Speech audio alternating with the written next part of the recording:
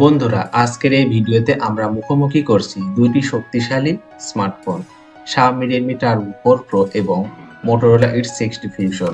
একদিকে রয়েছে বিশাল 7550 মিলিঅ্যাম্পিয়ারের ব্যাটারি ও Snapdragon 8 Gen 4 processor, আর অন্যদিকে রয়েছে হালকা ডিজাইন, প্রিমিয়াম বিল্ড ও ক্লিন সফটওয়্যার এক্সপিরিয়েন্স। তাহলে কোন ফোনটি আপনার জন্য সেরা হবে? চলুন বিস্তারিতভাবে জেনে নেওয়া যাক।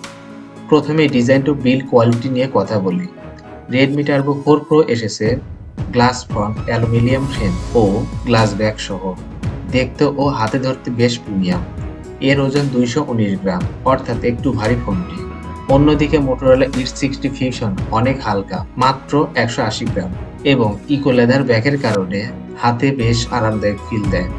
এছাড়া মোটরোলাতে রয়েছে IP68, IP69 ড্রপ রেসিস্ট্যান্ট এবং মিলিটারি স্ট্যান্ডার্ড সার্টিফিকেশন। যদিও রেডমিতেও IP68 রয়েছে, কিন্তু হালকা ও কমফোর্টেবল ব্যবহারের দিক থেকে মোটরোলা এগিয়ে। ডিসপ্লের দিকে তাকালে রেডমি টার্বো 4 প্রো তে রয়েছে 6.83 ইঞ্চির AMOLED display, 120 hertz refresh rate, Dolby vision, HDR10+ এবং সর্বোচ্চ 3200 নিট পিক ব্রাইটনেস। অন্যদিকে মোটরোলা ইটস 60 ফিউশনে রয়েছে 6.67 ইঞ্চির POLED display, 120 hertz refresh rate এবং 4500 নিট পিক ব্রাইটনেস। দুই ফোনের রেজুলেশন প্রায় সমান এবং খুবই শার্প, তবে মাল্টিমিডিয়া ও কালার এক্সপিরিয়েন্সে রেডমি কিছুটা বেশি ফিচার সমৃদ্ধ। আর আউটডোর ভিজিবিলিটিতে মোটরোলা খুবই শক্তিশালী।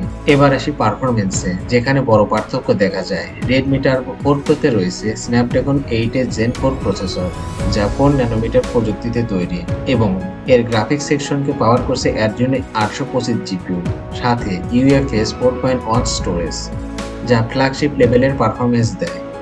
Heavy gaming, 4K video editing বা মাল্টিটাস্কিং সবকিছুতে এটি অনেক বেশি শক্তিশালী।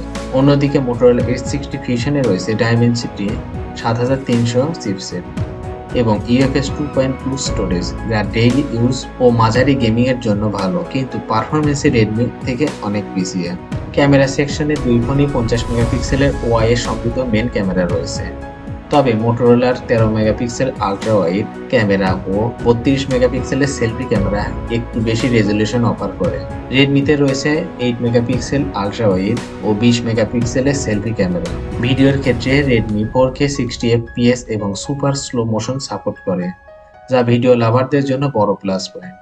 অন্যদিকে মোটরোলা 4K ভিডিও সাপোর্ট করে এবং সেলফি ক্যামেরাতেও 4K রেকর্ডিং দেয়, যা ব্লগারদের জন্য ভালো অপশন। ব্যাটারির দিকে তাকালে এখানে রেডমি টার্বো 4 প্রো স্পষ্টভাবে এগিয়ে। এতে রয়েছে বিশাল 7550 মিলিঅ্যাম্পিয়ারের ব্যাটারি এবং 90 ওয়াট ফাস্ট চার্জিং। একবার চার্জে খুব সহজেই 1.5 থেকে 2 দিনের ব্যাকআপ পাওয়া সম্ভব।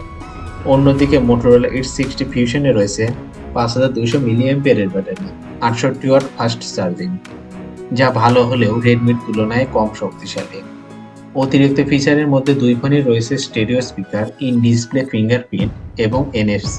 রেডমিতে ওয়াইফাই 7, IR ব্লাস্টার এবং বড় ব্যাটারির সুবিধা রয়েছে। অন্যদিকে মোটরোলা দেয় ক্লিন অ্যান্ড্রয়েড অভিজ্ঞতা এবং 3টি বড় অ্যান্ড্রয়েড আপডেটের প্রতিশ্রুতি, যা সফটওয়্যার আপডেটের দিক থেকে গুরুত্বপূর্ণ। সবকিছু বিবেচনা করলে আপনি যদি চান ফ্ল্যাগশিপ লেভেলের পারফরমেন্স, বিশাল ব্যাটারি এবং মাল্টিমিডিয়া পাওয়ার হাউস, তাহলে Xiaomi Redmi Turbo 4 Pro আপনার জন্য সেরা পছন্দ। আর যদি চান হালকা স্টাইলিশ ডিজাইন, ভালো ক্যামেরা ব্যালেন্স এবং ক্লিন সফটওয়্যার এক্সপিরিয়েন্স, তাহলে Motorola Edge 60 Fusion হবে আপনার জন্য একটি স্মার্ট চয়েস। এখন প্রশ্ন হলো, আপনি কোনটি বেছে নেবেন? কমেন্টে জানিয়ে দিন আপনার পছন্দ। এতক্ষণ ভিডিওটি দেখার জন্য ধন্যবাদ। আর এরকম মোবাইলের কম্পারিজন ভিডিও দেখতে আমাদের চ্যানেলটি সাবস্ক্রাইব করে সঙ্গে থাকবেন। ধন্যবাদ।